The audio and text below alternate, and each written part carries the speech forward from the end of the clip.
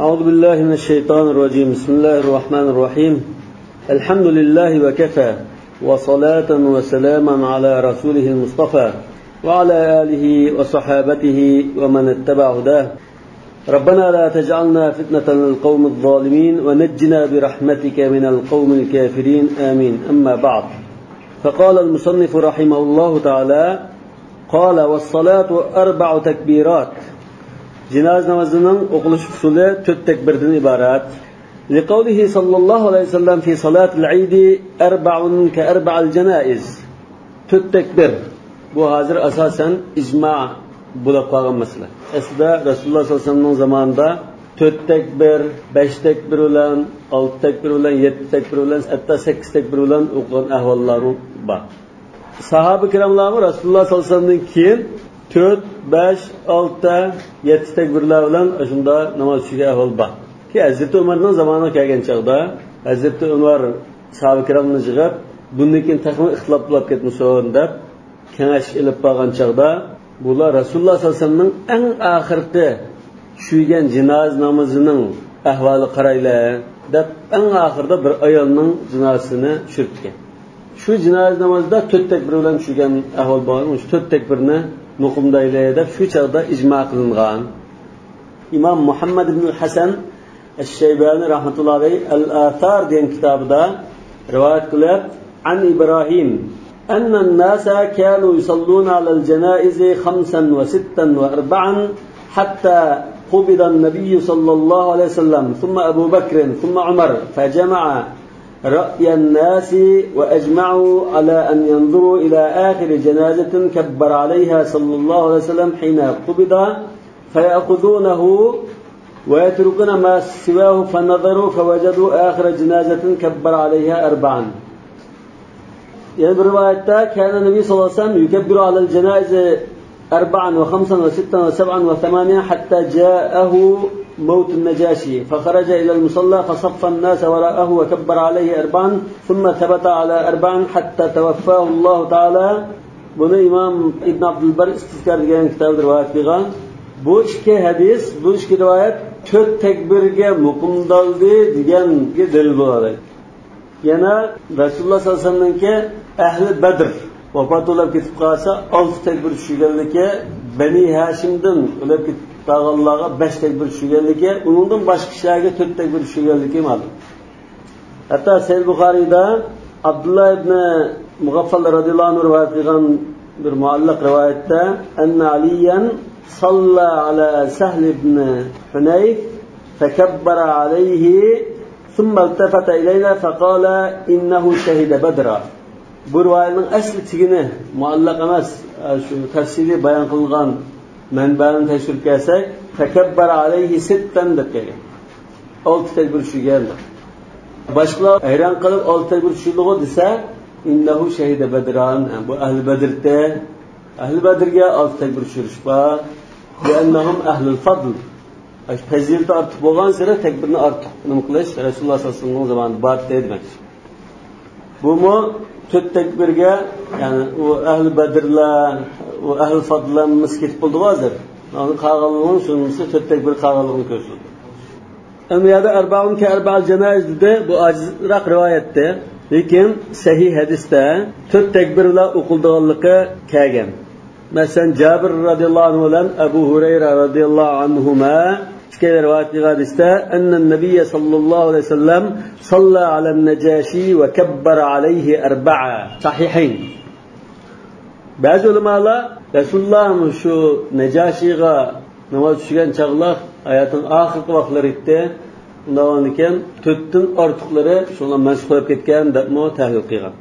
Lekin bu tahlilning ojizlari najashiga tushgan namoz oxirgi chaqlar tushgan namoz, lekin eng oxirgisi emas. Eng oxirgisi bo'lsa, nasih degan gap mumkin edi. Imom Ahmadning qarashida 4 dan kamayib o'tmaydi, lekin 7 dan oshib o'tmaydi. Shu orliqda tekbir tushisi bo'ldi deb qaraydi. Qala va yarfa'u yadayhi fil ula. Birinchi tekbir, ya'ni takbiratul iftitah bilan qo'lni ko'tardi ولا يرفع بعدها bundan keyingi 3 takbirda qo'lni ko'tarmaydi. Liqavlihi sallallohu alayhi vasallam la turfa'ul aydi illa fi sab'ati mawatin wa lam yadhkurha. Yani shu 7 ning ichida ortiq 3 takbir yo'q demakchi. Yani jumhurning nazarida har bir takbirda qo'lni ko'tarish bor. Bu Ibn Umar radhiyallohu anhudan sahih sanad bilan rivoyat qilingan. Ibn Umar radhiyallohu anhuning qilgan ishi sifatida sahih sanad bilan rivoyat qilingan ki Rasululloh sallallohu alayhi vasallamga marfu holatda Rasululloh sallallohu alayhi vasallamning qilgan ishi sifatida rivoyatlar har xil kelib qolgan. İmam Abu Hanifa rahmatullohi alayhimmo ojiz bir rivoyatda hamma takbirda qo'lni ko'tardi deb kelgan. Hanifi mazhabdagi mashayix Balx ulamolari to'rtli takbirda qo'lni ko'tarmaymiz deb tanlagan. Birinchidan balki Ibn Umardan kelgan rivoyatga asosan, ikkinchidan Abu Hanifadan shunday bir rivoyat bo'lgan. Mashayix Balxmo Hanifi mazhabda o'z vaqtida bir madrasa shakllantirgan bir iqim, bir yo'nalish yoki bir ijtihod madrasasi. Mashayix Balx bunun ayrim qarashlari bor. Mashayix Samarqand, Mashayix Buxoro har bir shaharning ulamolarininki ayrim qarashlari bor. Qon yo'nalishi bor. Mashayix Balx 4-5 asrlarda to'rtli takbirda qo'l ko'tarmaymiz deb tanlagan. Endi Hanifi mazhabga dalil bo'lgan yana bir masala odatdagi namozda, 5 vaqt namozda Ibn Mas'ud radhiyallohu anhudan rivoyat qildi.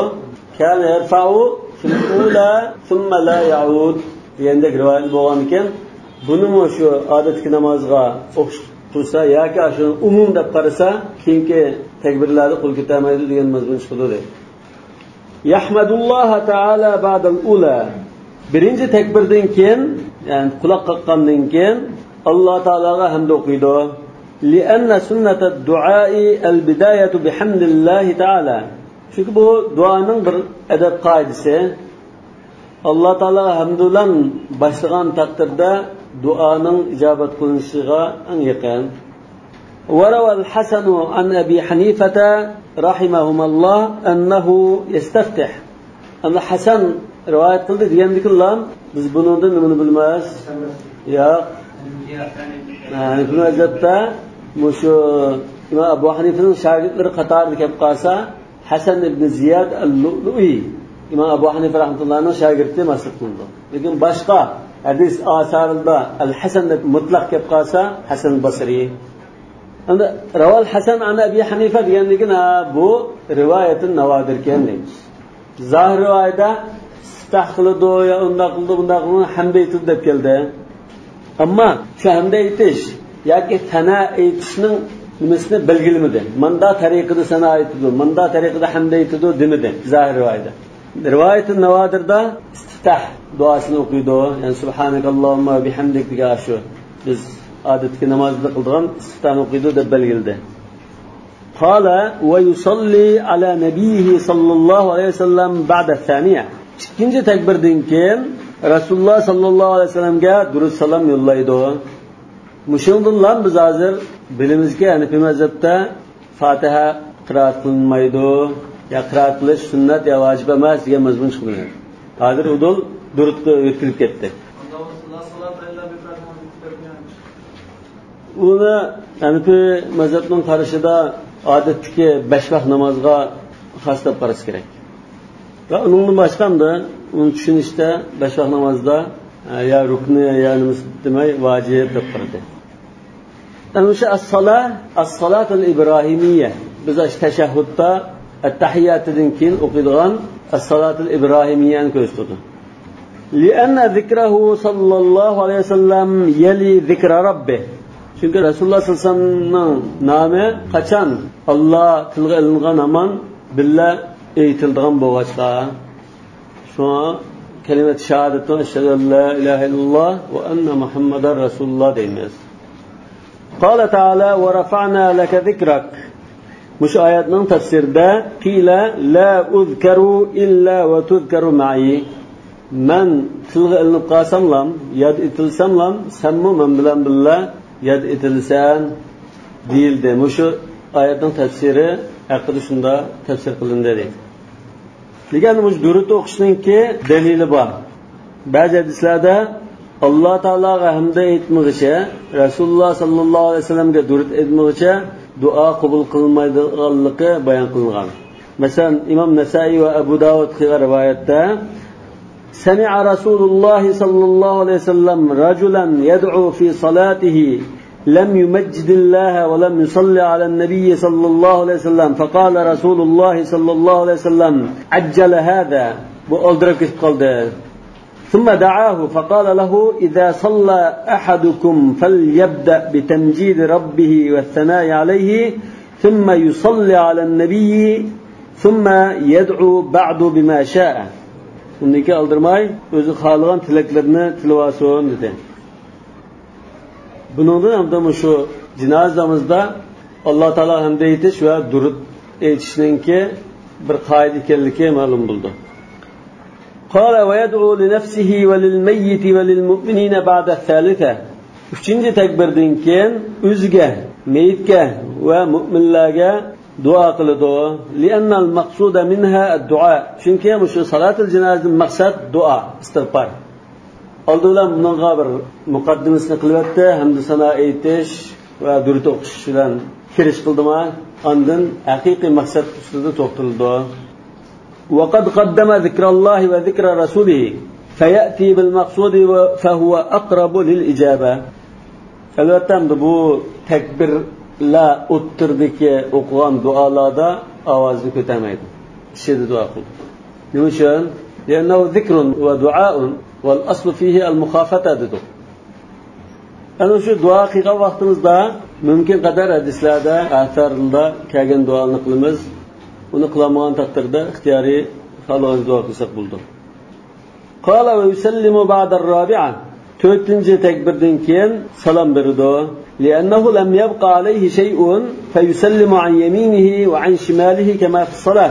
Chunki meyitga va mu'minlarga duo qilgandan keyin maqsad ado bo'ldi. Undan keyin o'ng va so'l tarafiga ikki salom berdi. Kama fi as-salah bu dalil nimadan iborat? Kama fi as-salah. Dalil hozir qiyas. Hozir as-salavatul xamsga qiyas qiladi. As-salavatul xamsda va tahliluha taslimda salom berib chiqibdi namozdan. Shunga o'xshashlam salatul janozadami ikki taraf salom berib chiqmaymiz. Endi mush masalada ba'zi ulamolar bor. Bir taraf bilan salom beradi deydigan. Hakada oxiru salatin sallaha sallallohu alayhi vasallam. Rasululloh sallallohu alayhi vasallam o'qigan oxirgi janozamizda shunday o'qigan deydi. Aslida maktabning ostida mushini tahrij qilish lozim. Nima? Oxirgi o'qigan namozda Rasulullohning ikki tarafga salom bergan rivoyat bormi deb buni tekshirish lozim. Uni o'tib ketdik. Wa huwa fi'lu as-salaf wal khalaf ila zamanina. Hozir qadar salaflarmo shunday qilgan, xalaflarmi hozir qadar shunda ikki tarafga salom berib kelyapti dedi. Biz hozir qadar shunday ko'ratimizmi? Ikki tarafga salom berish. Albatta salaflarmi bir tarafiga salom berganlar bor. Bir tarafiga salom berishni imomlardan Imom Ahmad, Ishoq va Malik qarshi deyishki bo'ldi. Sahoba kiramlardanmi Hazrat Ali, Ibn Umar, Jabir, Abu Hurayra, Ibn Abi Awfa qatorliq 6-7 sahobadan o'ng tarafiga salom berganligi, ikkinchi salom berganligi rivoyat qilingan. Malik ibn Azabning demak sho'g'inimi Ka'l salaf val khalaf ila zamanina degini bu bir xil ijmoni furatgandek bir ahvol bor. Lekin bu hamda bu salom berishga masala. Yana bir tarafdan shu 4-chi takbirdan keyin namoz tugallikni ko'rsatgan bo'lg'achdan 4 takbir bilan namozning bo'g'ildiganligiga Ka'l salafni dalil qilmoqchi.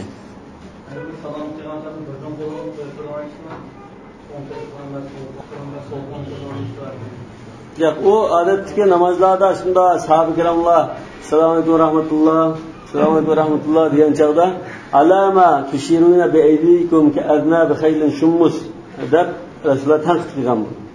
Qur'onning bunda plan tujrislar atning buyrug'idagda. Askinu fi salah degan.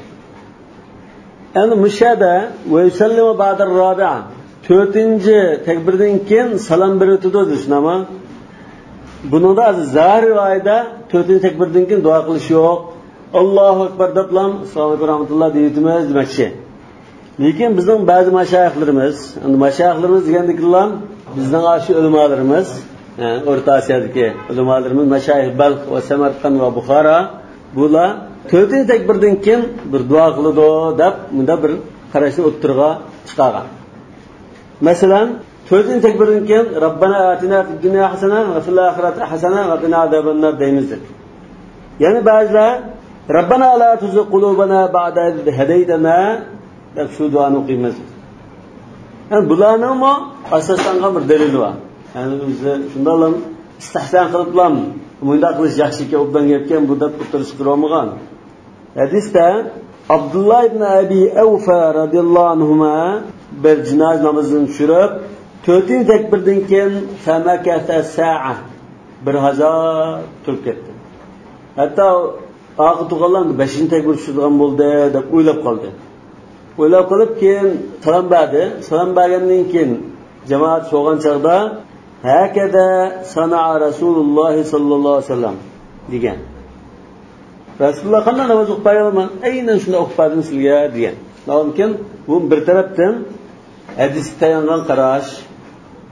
Qala Abu Hanifa rahimahulloh in da'awta bi ba'd ma ja'at bihi as-sunnah fa hasanun wa in da'awta bima yahduruka fa hasanun. Qur'onda, hadisda kelgan duolarni qilsang bu yaxshi. Nima uchun degan chaqda Qur'on hadisdagi duolarda bir taaddi yo'q. Biz o'zimiz tanlagan duolarni taaddi bilan qilish mumkin. Yani so'rmaydigan narsani so'rab soldigan yoki bak chekidan eshib ketgan ya adabsizlik qilgan ish bor. Lekin oyat hadislarda intan yo'lliq duolar, payg'ambarlarning va sahoba kiramlarning qilgan duolari mazmuni sog'lom, mazmuni mo'l, bir og'iz so'z bilan nurli yaxshiliklarni tilaydigan bo'lgandan keyin bu yaxshi. Agar uni qilolmasak, o'zimiz xohlagan duoni qilamiz. Uyg'urcha duo qilsak bo'ldi. Arabcha bilmaydiganlar. Yani bu mazhabda uning ustiga at-tawqit fi duo yuzhibu khushu' al-qalb degandek bir qarash bor. Imom Muhammad ya boshqalardan rivoyat qilinganida duoni yodlab, buni takrorlab qilish bu taz yaxshi emas. Shu chaqda hudurul qalb bilan ko'ngildan chiqarib turib, shuni o'ylab turib bunda duo qilish lozim. Endi hadislarda o'ziga duo qildi dedik, maytga duo qildi dedik, mu'minlarga duo qildi dedik. Mu'minlarga duo qilsa, Allohumma ighfir lil muslimina wal muslimat masalan. Shu duoni. Bundan boshqa Allohumma ighfir li hayyina va mayyitina va shahidina va ghaibina va zakarina va unsana va saghirina va kabirina.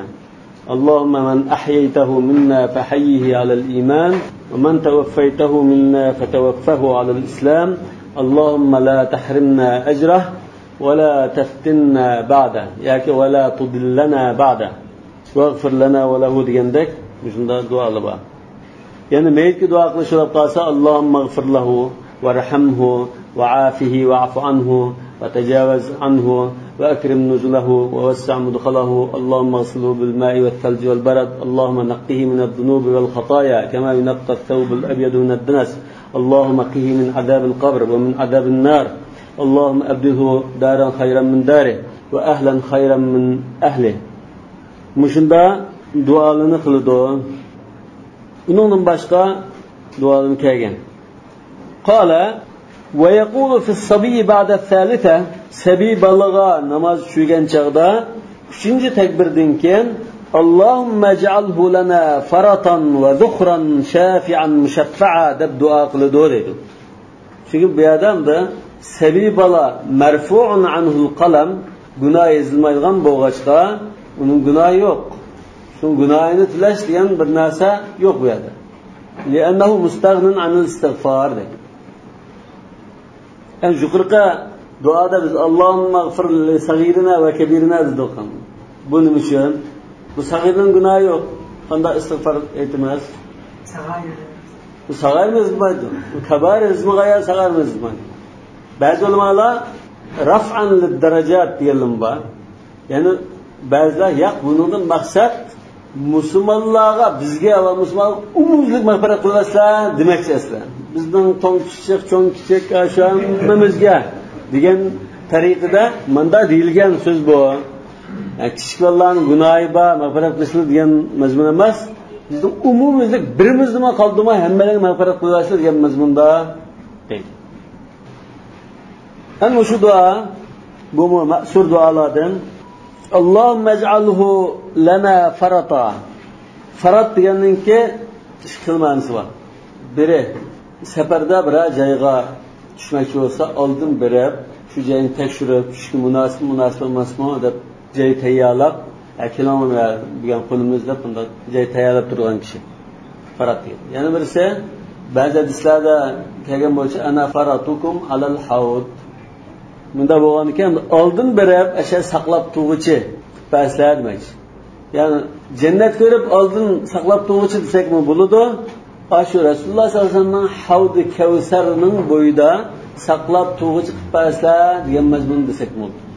Va zuhra degan nima xil ma'nosi ajr debmi ma'no bersak bo'ladi. Yana birisi saqlab olgan narsa. Keyin asqata deb saqlab olgan narsa. Ya'ni bizga zapas bir ajr sifatida buni saqlab qo'yishlar. Nima uchun deyachami, kichik bolasi o'lib ketgan kishilarga bir ajr berildi-ku.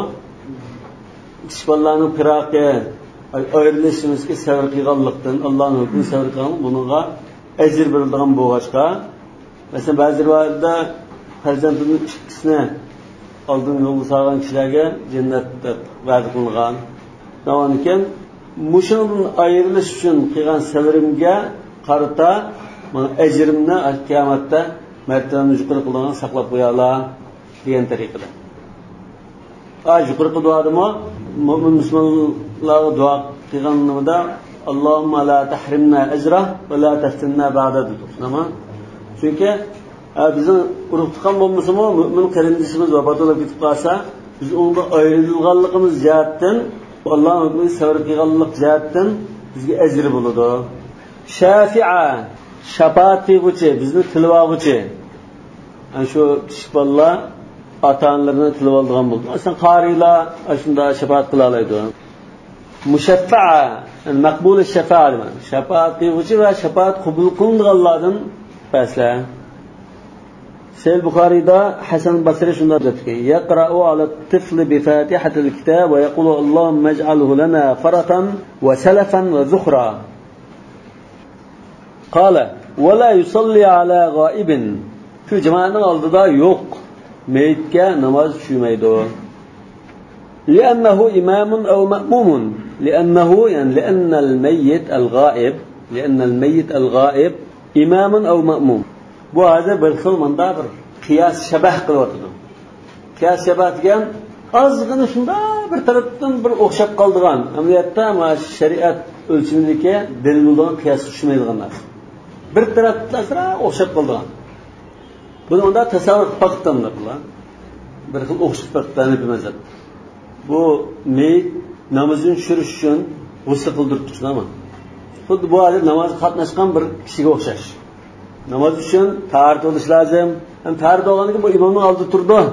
Turganida xuddi bu imomga o'xshash. Imom bilan jamoatlar buningga iqtidor qilgan kishiga o'xshash. Oldin turganlikni imomga o'xshatdi bular. Yoki imom bilan jamoatni, imom desak, ma'u jamoat qatoridan biraylan deb qarasa, ma'mum bo'ldi. Undan keyin la yaqlu min al-amrayn va ya imom deymiz, ya buni ma'mum deymiz. Amaliyotda u imom emas, ma'mum emas. Shunama, bu bir beyt. Namoz o'qitgan jamoatdan emas bular. Ammo shunda bir tasavvur qilib baqib, meyitni ajra majral imom demoqchi. Chunki tahorat bo'lmasa namoz tushirmaydi, namoz o'qilmaydi uni. İmamның taharati bo'lmasa, bu jamoatning namoz bo'lmaydi. Meyitning taharati bo'lmasa, bu jinoyat namoz bo'lmaydi. Undan keyin bu imomning o'rnida degandek. Endi imom yo'qlab qolsa, imom boshqa bo'lib qolsa, bizning jamoat namoz bo'lamdi, bo'lmaydi. Undan keyin bu meyit bo'lmasa, xuddi imom yo'qdek bir ish bo'ldi. Va kilahuma la yajuz ma'al g'ayba. Endi imom emas bu deb turasiz, ma'mum emas. Ma'mum bo'lmasa bu yerda iqtidor qilishgan narsa bo'lmaydi. Jamoat namoz degan narsa bo'lmaydi demak.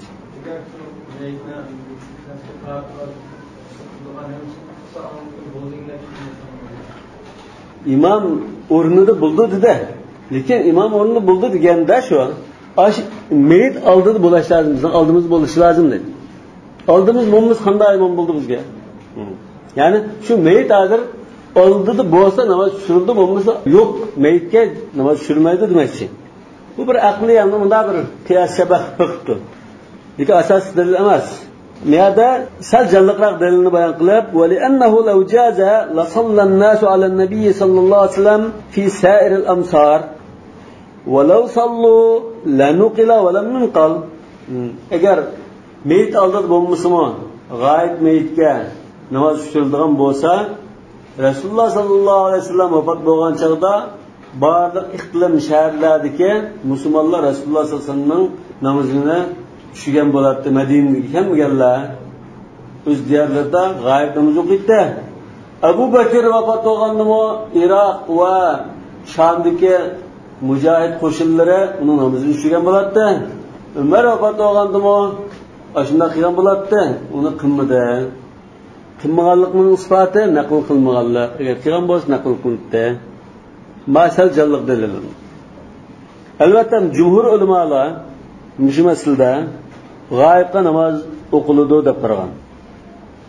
Bularning dalillari Rasululloh sollallohu alayhi vasallam Najoshiga namoz tushirib 4 takbir bilan janoza namozi o'qidi degan shu sayindagi rivoyatlar. Ularning mazhab jumhurning istidloliga raddiya berib nada. وأما صلاته صلى الله عليه وسلم على النجاشي فإنه كشف له حتى أبصر سريره. Najoshining namozini tushirgan chog'da Najoshining jasdi Rasululloh sollallohu alayhi vasallamning oldida ashunda ko'rsatilgan yoki keltirilgan deydi. Ya'ni bu g'oyib namoz emas, jasad oldida botdi deydi. Qarab turib namozini tushirgan. لأنه صلى الله عليه وسلم يوم مات قال لأصحابه هذا أخوكم النجاشي قد مات قوموا نصلي عليه فصلى عليه وهو يراه. هذا أخوكم النجاشي موضع إشارة لن كسبته يعني أرض طوغان albatta ashu namozini tushirdi, namozini tushirdi. Yani qarab turib namozini tushirgan. Va salat sahabatu bi salatihi. Sahabe kiramlar Rasululloh aytib namozini tushirgan. Ana Hanifi mazhabning demoqchi o'g'ini bu bir mo'jiza. Rasululloh sallallohu alayhi vasallamga ato qilingan bir mo'jiza. Jinoza Rasululloh sallallohu alayhi vasallamning oldiga keltirilgan. Chunki Ibn Hibban rivoyatida maktabda muassisada kelib qo'ydi. An Imron ibn Husayn radhiyallohu anhu qala أنبأنا رسول الله صلى الله عليه وسلم أن أخاكم النجاشي توفي فقوموا فصلوا عليه فقام رسول الله صلى الله عليه وسلم وصفوا خلفه وكبر 4 وهم لا يظنون إلا أن جنازته بين يديه. Şu cevap namazını düşürgen sahabeler şunun etiqadidan cenazemiz Resulullah'ın aldığı ba deb anda oylagan. İsnaduhu sahih. Yana Ebu Awana sahihda rivayet qilishcha mushu vaqalikni rivayet qilib fasallayna khalfahu va nahnu la nara illa anna al-janazata qaddamana. Biz bu janozamiz oldimizda deb o'ylab turib ayda namozini tushirdik degan. Bu vaqalik Najoshining vaqaligida emas, yana bir sahabaning vaqaligida bo'lgan deganimiz ulamolar. Yani bunda o'ttirdiki orliq qisqartirib yaqin kelib turilgandek yoki to'saqlarnisi ishitilib ko'z ko'rinib turgandek unda bir ahvol bo'lgan. Masalan Tabarani va Bayhaqi va undan boshqalar rivoyat qilishcha an Anas ibn Malik qala nazala Jibril ala nabiy sallallohu alayhi vasallam faqala ya Muhammad Muawiyah ibn al-Muzani atuhibbu an tusalli alayhi qala na'am fadaraba bi janahihi falam yarqa أكمة ولا شجرة إلا تضعضعت فرفع سريره حتى نظر إليه فصلى عليه وخلفه صفان من الملائكة كل صف 70,000 ملك. فقال يا جبريل بما نال معاوية هذه المنزلة؟ قال بحب قل هو الله أحد وقراءته إياها جائيا وذاهبا وقائما وقاعدا وعلى كل حال. وفي رواية قال جبريل فهل لك أن تصلي فأقبض لك الأرض؟ قال نعم فصلى عليه. Bunu Hafız ibn Hajar El-İsabe deyin kitabında mürayet ediyor. Bunların kendi bir mezhebinin düşünüşüde Najoshining jasadi Rasululloh sallallohu alayhi vasallamning oldidan keltirilgan, ko'yib berilgan. bu bir mo'jiza. Rasululloh va sahoba ikromlar shu jasad oldimizda bor deb va shuni qarab, ba'zi ko'rganda, ba'zi ko'rmagan holatda o'qigan. Chunki uningdan boshqa ahvollarda salatul g'oyib o'qigan bir ahvol yo'q. Ba'zi ulamolar Najoshining diyorida namozni tushirdiganlar bo'lmag'achqa, Najoshiga xos bunda bir alayda iltifot bo'lgan deganlar bor. Inna akhakum tufiya bi ghayri ardikum degan rivoyat bo'lg'achqa, siz yo'q yerda, musulmon qarindoshlar yo'q yerda vafot bo'lib ketdi degan bo'lg'achqa, u yer namozni tushirdiganlar bo'lmagandikan, bu vojib kifoya o'rindalmay qoldi. Shunga Rasululloh sollallohu alayhi vasallam sahoba ikrom bilan namozni tushirgan. Bunda desak, namozni tushirgan chog'da jasad keltirilgan desak bo'ladi. Ya keltirilmagan desakmi, agar shu joyda shuni namoz tushirilmaganlar bo'lib qolsa, yolg'izdan o'lib ketgan, namozga tushirmagan, shu chog'da salatul g'oyib o'qisa bo'ldi degan gapmi chiqadi. Jasadni topolmagan. Na, balki mesela jasadni topolmaganlar yo'qolib ketgan. G'oyib deganda shu bo'lmaslikni ko'rsatadi yoki boshqa ko'rilmaslikni. Shu g'oyib degan shu jasad shu yerda yo'q. Boshqa shayda. Rasululloh sollallohu alayhi vasallamning o'qig'ida jasad shu yerga keltirilgan bosh edi. Najoshining ustida bor edi. Chunki sahoba ikramlar o'sha oldimiz ba'da kurab turgan holatda uni tushirgan edi.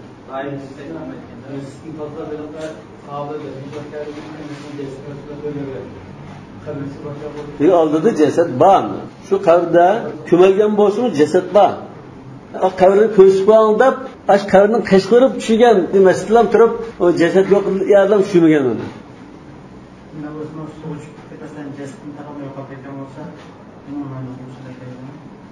Mesela jasadni topolmaganlarga yana bir mazhab tushirish yo'q. Duo qilib qo'ysa deyish mumkin. Yani o'zi qoidaga asosan o jasad topolmaganlarni namoz tushirmaydi degan gap chiqadi. Shuna. Yani bir mazhabning qarashi yo'q. Xilafan lil jumhur.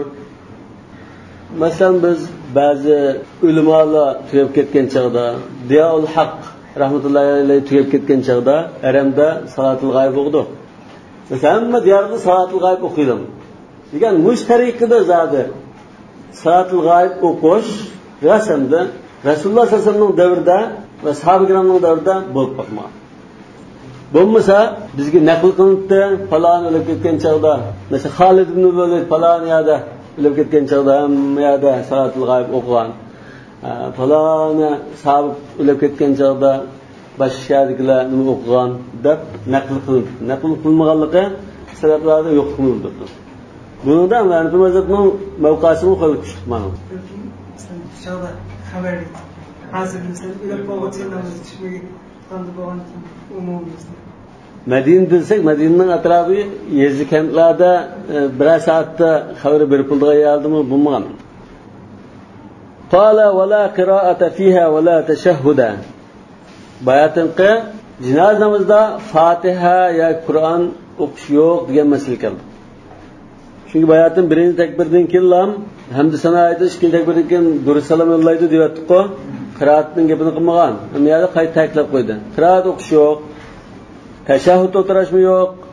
Amma tashahhudu fa li anna mahallahu al-qu'ud wa la qu'uda fiha. Wa amma al-qira'atu fa li qawl ibn Mas'ud radiyallahu anhu lam yuwaqqit Rasulullah sallallahu alaihi wasallam fi salat al-janazati qira'atan wa la qawlan kabbir ma kabbara al-imam waqtar min atyab al-kalam ma shi'ta. Bu ibn Mas'uddan kelgan ajizroq rivoyat İmam Shafi'i ve İmam Ahmad ve İshaq ve Davud qatorli ulamolar salatul janoza Fatiha o'qiydi deb qaraydi. İmam Malik, İmam Abu Hanifa ve Tavri ve Şabi bular Fatiha vacib emas deb qaraydi. Yani bir yerdadir, Hanifi mazhabning qarashini menda ifodalaymiz hamda. La qira'a deganni biz al-qira'a laysat biwajiba va la makruha. Vacib emas, sunnat emas, makruh emas. İxtiyoriy holat qo'yib qo'ygandak. İmam Quduri rahmatullohi alayhi shunda ifodalagan. Al-qira'a laysat biwajiba va la makruha. Ana o'sha qiraat bilan qilganligi kelgan ba'zi hadislar. Masalan, an Talha ibn Abdullah ibn Auf qala sallaytu khalfa ibn Abbas ala janazatin faqara bi Fatihati al-kitab qala li ta'lamu annaha sunnah. Bundan başqa da bazı sahabe kiramlardan shunda Qur'on o'qiganligi rivoyat qilingan. Yani bu mazhabning qarshida Fatiha o'qiganligi janozamizda Rasululloh sallallohu alayhi vasallamdan kelmagan. Ya kelganligi isbotlanmagan. Ana shu qiroat qildi, Fatihani qiroat qildi degan rivoyatlar sahabe kiramdan kelsin. Yoki ojiz rivoyatlar Rasulullohdan kelgan bo'lsin. Buning qarta bizning ta'limimiz buni duo tariqasida o'qigan. Salatul janoza istig'for va duo iboratda Fatihadimi duo bo'lg'achqa va duoning adab alhamdulillah bunda hamd sanani bo'lgan ekan duo o'rnida o'qigan. Xuddi Qur'on karimda Rabbana la tuzigh qulubana ba'da idh hadaytana degandek duoni biz kesib ilplam qilgandek duo uchun o'qigan deb tahlil qilgan. Albatta buningda sahoba kiramlar ixtiloflashgan masala. Yani sahabe kiramning ba'zi qiroatlar o'qigan, ba'zi qiroatsiz o'qigan. Masalan, qiroatlar o'qiganlar Miyada Abdullah ibn Mas'uddan bir rivoyat keldi. Lam yuvaqqat. Belgilab bermadi deganimda o'qsam mayli degan tariqada. Lekin o'qiganlikka Ibn Mas'uddan boshqa rivoyat keldi. Hasan ibn Ali radhiyallohu anhudan keldi. Abdullah ibn Zubayr radhiyallohu anhudan keldi. Misvar ibn Mahrama radhiyallohu anhudan kelgan. O'qimaganlikka Umar, Ali, Abdullah ibn Umar, Abu Hurayra radhiyallohu anhudan kelgan. İmam Malik qiraatul Fatiha leysat ma'mulan biha fi baladina fi salatil janoza degan. Shu chaqda Imom Malikning zamonida ahli Madina janozamizda Fatihani o'qimaydi ekan. Albatta Imom Malik buningga amal ahli Madina tarafdan qiraatul Fatiha o'qish yo'q deydi. Imom Ibn Qayyim rahmatullohi alayh o'ttirdan chiqib debdi. Qala Shayxuna Ibn Taymiyah la tajibu qiraatul Fatiha fi salatil janoza bal hiya sunnatun. Vacib emas, mubah emas, bu sunnat degan qarash. Nima uchun desam da Ibn Abbas radhiyallohu anhu'ningki inna sunnat degan ashunda sahabe kiramning inna sunnat degan so'zlar odatda hukmul marfu bo'ldi dedi-ku. Lekin bu so'zning bir xil ehtimollik bor. Ya'ni Fatihani o'qishning o'zini sunnat demakchimi? Yoki namozning o'zini sunnat demakchimi? Bir xil ehtimollik bor dedi. قال ولو قرأ الفاتحة بنية الدعاء لا بأس به. دعاء نيته أقاسا فاتحة ميلة. Çünkü bu salatul cenaze عبارة عن الدعاء والاستغفار. أما بنية التلاوة فمكروه. ما قرآن تلاوة قلش نيته لن أقاسا مكروه بلده. قال ومن استهل وهو أن يسمع له صوت سمي وغسل وصلي عليه. استهلا bu to'lgan chaqda yig'lab vaqirgan ovozi. Istahalla mesela ahalla bular hammasi vaqirashni bildirgan so'z.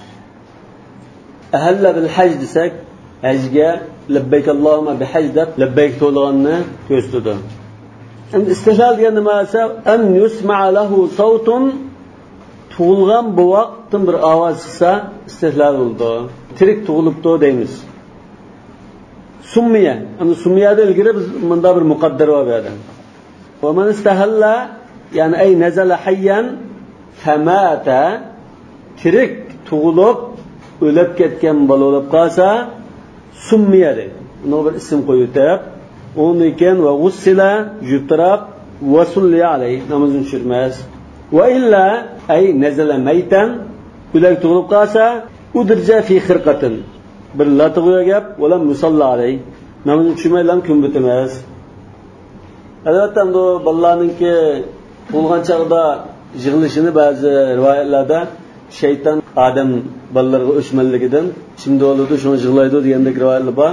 Lekin bu tirik tug'ilganlikning nishonasi. Hozirmi doktorxonalarda bola tug'ilib ovoz chiqqan yig'ilmasa doktorlar bir urib yig'iltib qo'yadi. Chunki ovoz chiqmay qolsa bu o'lik bo'lishi mumkin deb o'ylab qoladi. Tirik sog'lom tug'ilganlikning nishonasi. لقوله صلى الله عليه وسلم إن استهل المولود غسل وصلي عليه وورث وإن لم يستهل لم يصلى عليه ولم يورث رواه أبو هريرة.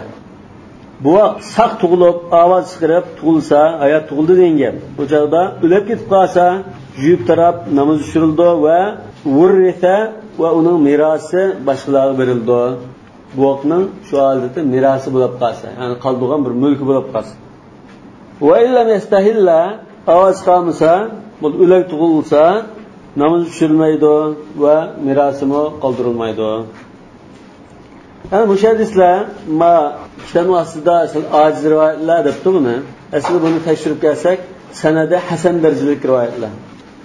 Va shu demakchi bo'lgan mazmunga dalil bo'la oladi. Yani İbn Abbas radhiyallohu anhudan "İzestahalla as-sabi sulli alayhi va wurris." Buni Ibn Adi Kamil degan kitobida rivoyat qilgan, buning isnadi hasan. Hafiz Ibn Hajar ad-Diraya degan kitobida isnadi hasan degan. Yana Al-Mughira ibn Shu'badan ashab-ı sunan qilgan rivoyatda qala Nabiy sallallohu alayhi vasallam as-saqtu yusalla alayhi va yud'a li walidayhi bil maghfirati var rahma. Buni Imom Tirmiziy sahih deb ekan. Ana shu hadisga saq degan so'zni Hafiz Ibn Hajar ta'liqlab falafdu as-saqti mahmulun ala man yastahillu tatbiqan bidalalati riwayati Tirmiziy va Ibn Majah bilafz at-tifl.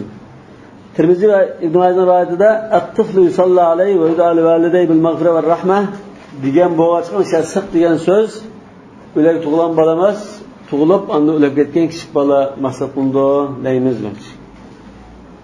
Ya'ni ittifoq o'rniga tushib ketgan bola 4 oylikdan kichik bo'lib qolsa, bunda yub taraf namoz tushirmaydi degan ittifoq. Undan keyingida ixtilof bor. Degan Ibn Majahning dalil qilgan dalillari dalilga yaraydi. Şu hayat tug'ilishga chetishlik desak bo'ladi. Biz mayitninki namoz o'chirish uchun ikki shart bor degan shunama. Birinchi al-Islam, ikkinchisi at-tahara, ya'ni yuyilgan bo'lish kerak. Uchinchisi Hanafi mazhabi bo'yicha ay yakuna hadira, ya'ni mayit ashyoda bo'lish lozim degan uchinchi bir shart bor. Buni olgan 8-topshiriq, yozilgan. 8-topshiriq. ماذا يفعل المسلم إذا مات قريبه الكافر؟ ماذا يفعل المسلم إذا مات قريبه الكافر؟ Elbette bizden urug' tuqqanlarimizdan ichida Uyg'urlarning kommunistlar bor, partiya a'zolari bor, endi ba'zi munofiq odamlar bor, endi hidoyat Allohdan. Ashunda urug' tuqqanlardan birasi o'lib ketgan ahvolda musulmon tuqqani qanday qilish kerak? Juyib taraf kepallab namozini tushirib qo'yamdi yoki ko'mib bilan qo'ysa bo'lamdi? Juyib tarash kerak emasmi? Yo kepallamsin bo'lamdi? Qabriston oldiga chiqib duo qilib qilish kerakmi? Shuni bahs qilish lozim. Bu bizning jiq dush qilgan masala.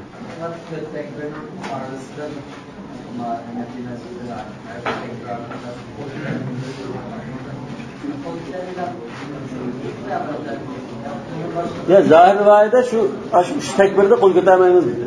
Mashayix bal qo'l ko'tarmiz yerni tanladi.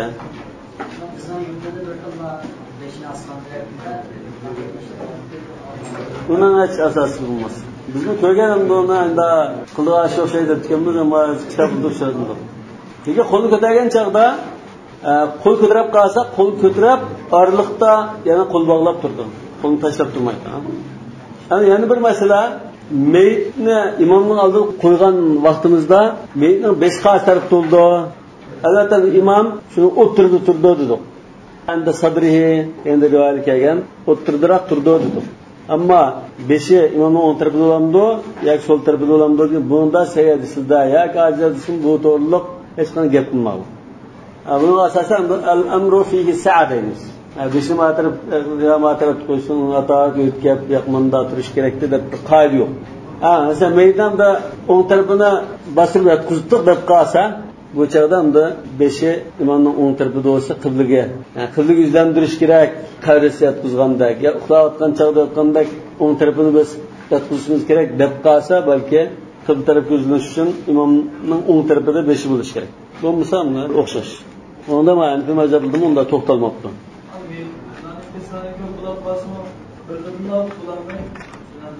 Bir qatim o'qiydi, buning tartibi bor emas.